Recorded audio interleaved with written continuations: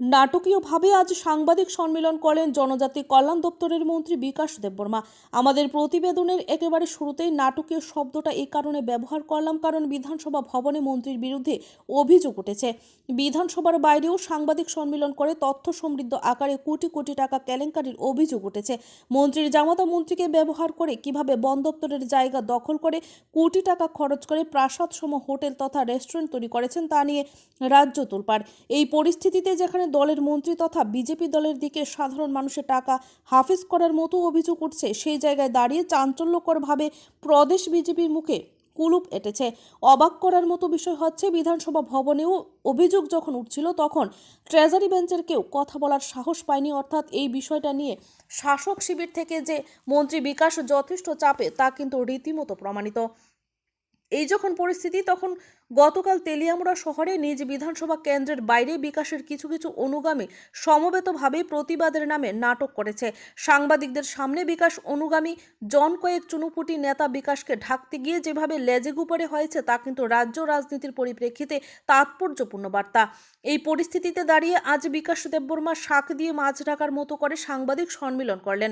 এখন প্রশ্ন হচ্ছে, মন্ত্রীবাবুর বিরুদ্ধে এত বড় বড় অভিযোগ কিন্তু এতদিন লাগলো মন্ত্রীর সাংবাদিক সম্মেলন করতে।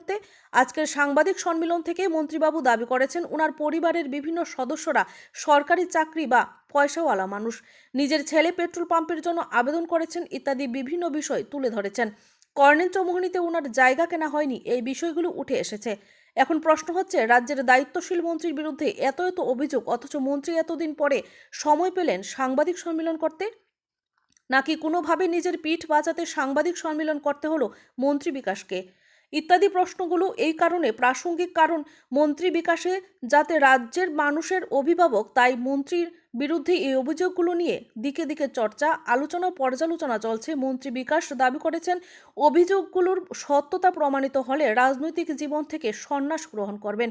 এই বিষয়টা হয়তো সময় বলবে, তবে আপাতত যা ইঙ্গিত খবর তার নিরিখে বিকাশ দেববর্মাকে বনবাসে পাঠানোর জন্য প্রস্তুত হচ্ছে রাজ্য বিজেপি থেকে শুরু করে কেন্দ্রীয় নেতারা। খবর কিন্তু এমনটাই।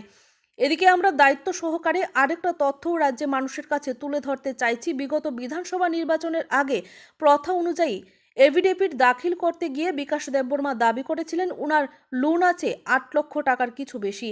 এছাড়া উনি দাবি করেছিলেন 50,000 টাকা ক্যাশ ইন হ্যান্ড করেছে। দিকে দিকে প্রশ্ন হচ্ছে, এই 1.5 বছরে কি আলাদিনের প্রদীপ মন্ত্রীর হাতে লেগেছে, যার ফলে হঠাৎ করে বিশাল এই টাকার মালিক হয়ে গেছে মন্ত্রী বিকাশ? সাংবাদিক সম্মেলন বা বিভিন্নভাবে মন্ত্রী যদি সাধারণ মানুষকে এই বিষয়ে অবগত করতেন তাহলে বোধহয় জিনিসটা ভালো হতো, এমনটাই আলোচনা এবং পর্যালোচনা চলছে।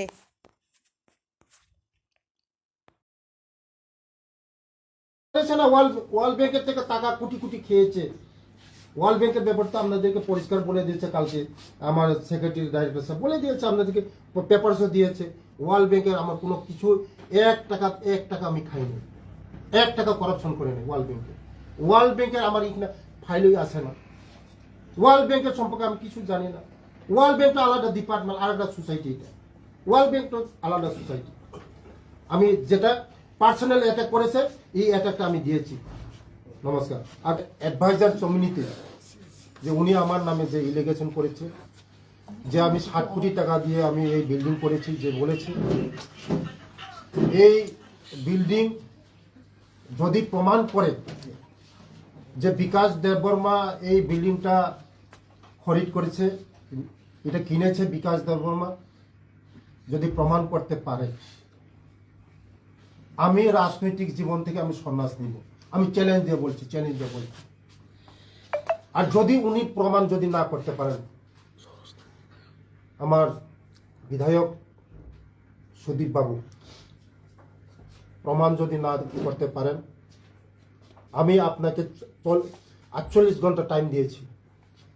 আমি প্রমাণ করে দেখাতে হবে যে বিকাশ দেববর্মা এই অ্যাডভাইজার জমির বাড়িটা বিকাশ দেববর্মা। যদি প্রমাণ না করতে পারেন, আপনি এই বিধানসভা থেকে আপনি সারা ত্রিপুরার জনগণের কাছে আপনার ক্ষমা চেতে হবে।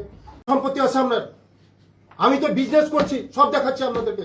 বিজনেস কন্ট্রাক্টর করছি, কোটি কোটি টাকার ওয়ার্ক অর্ডার আছে, সব আছে, ওয়ার্ক অর্ডার আছে। আমার মা বাবা সেন্ট্রাল গভর্নমেন্টের চাকরি করে, বাবা চাকরি করে, মা চাকরি করে, ভাই চাকরি করে, বোন চাকরি করে, আমার ফ্যামিলি সব চাকরি করে।